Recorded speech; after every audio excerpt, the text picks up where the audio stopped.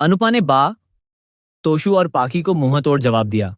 जी हाँ, अनुपमा के latest track में कहानी एक बेहद दिलचस्प मोड़ लेती हुई नजर आने वाली है, जहां रिश्तों की जटिलता, भावनाओं का उतार चढ़ाव और छुपे हुए इरादे सब कुछ एक साथ सामने आता दिखाई देगा। इस पूरे घटनाक्रम में कई ऐसे ट्विस्ट हैं जो दर्शकों को अंत तक बांधे रखने वाले हैं। सबसे पहले बात करते हैं श्रुति की। अब श्रुति राही के साथ कोठारी हाउस में ही रहने वाली है, और यह फैसला किसी और ने नहीं बल्कि वसुंधरा ने खुद लिया है। हालांकि यह रजामंदी दिल से नहीं बल्कि दिमाग से ली गई है। वसुंधरा को साफ तौर पर यह समझ आ चुका है कि श्रुति उसके लिए आगे चलकर एक मजबूत मोहरा साबित हो सकती है। वह श्रुति की स्थिति, उसकी भावनात्मक कमजोरी और उसकी परिस्थितियों का फायदा उठाना चाहती है। पहले वसुंधरा ने प्रेम को कैफे खोलने के लिए प्रेरित किया था, ताकि अनुपमा के सामने एक सीधा मुकाबला खड़ा किया जा सके। अब इसी योजना को और मजबूत बनाने के लिए वह श्रुति को भी अपने साथ जोड़ रही है। वसुंधरा को लगता है कि श्रुति के जरिए वह घर के अंदर और बाहर दोनों जगह अपनी पकड़ मजबूत कर सकती है। यही कारण है कि उसने बिना ज्यादा विरोध के श्रुति को कोठारी हाउस में रहने की इजाजत दे दी। अब दूसरी तरफ कहानी में एक नया मोड़ आता है, जहां प्रेम अनुपमा के कैफे के ठीक बगल में अपना नया कैफे खोलने जा रहा है।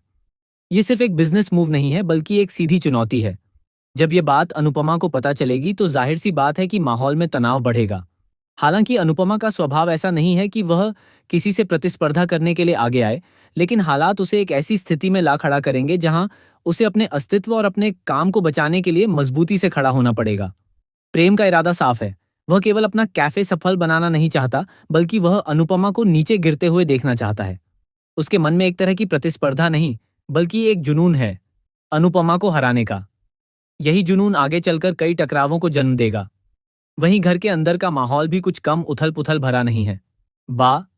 तोशु और पाकी लगातार अनुपमा के फैसलों पर सवाल उठा रहे हैं।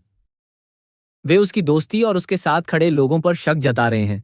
खासकर दिग्विजय के साथ अनुपमा का रिश्ता उन्हें खटक रहा है।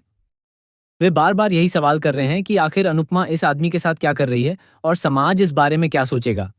लेकिन इस बार अनुपमा चुप रहने वालों में से नहीं है। वह पूरी मजबूती के साथ अपनी बात रखती है। वह साफ कहती है कि उसे इस बात से कोई फर्क नहीं पड़ता कि लोग क्या कहेंगे। उसके लिए सबसे ज्यादा मायने उसके अपने लोग रखते हैं, और अगर वही लोग उसे समझने की बजाय सवाल उठाएंगे तो ये उनके सोचने का तरीका है।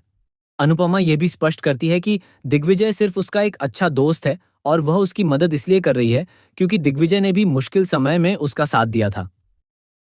यह रिश्ता किसी गलतफहमी या छुपे हुए इरादे पर नहीं, बल्कि आपसी सम्मान और भरोसे पर टिका है। अब आगे कहानी और भी ज्यादा दिलचस्प होने वाली है। एक तरफ वसुंधरा की चालें हैं जो धीरे धीरे अपना असर दिखाएंगी। दूसरी तरफ प्रेम का बढ़ता हुआ जुनून है जो किसी भी हद तक जाने को तैयार है। और इन सब के बीच अनुपमा है जो अपने आत्मसम्मान, अपने रिश्तों और अपने सपनों को बचाने की कोशिश कर रही है। क्या अनुपमा इस नई चुनौती का सामना कर पाएगी?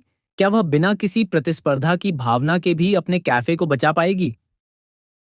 क्या वसुंधरा की चालें सफल होंगी या फिर उसका ही दांव उस पर भारी पड़ेगा? और सबसे बड़ा सवाल, क्या परिवार कभी अनुपमा को समझ पाएगा? इन सभी सवालों के जवाब आने वाले एपिसोड्स में मिलेंगे, जहां हर मोड़ पर नया ड्रामा, नई साजिश और नई भावनाएं देखने को मिलेंगी। आपको क्या लगता है कि इस पूरे घटनाक्रम में आगे क्या होने वाला है? क्या अनुपमा को अपने ही लोगों का साथ मिलेगा या उसे अकेले ही हर लड़ाई लड़नी पड़ेगी? अपनी राय हमें कमेंट सेक्शन में जरूर बताइए।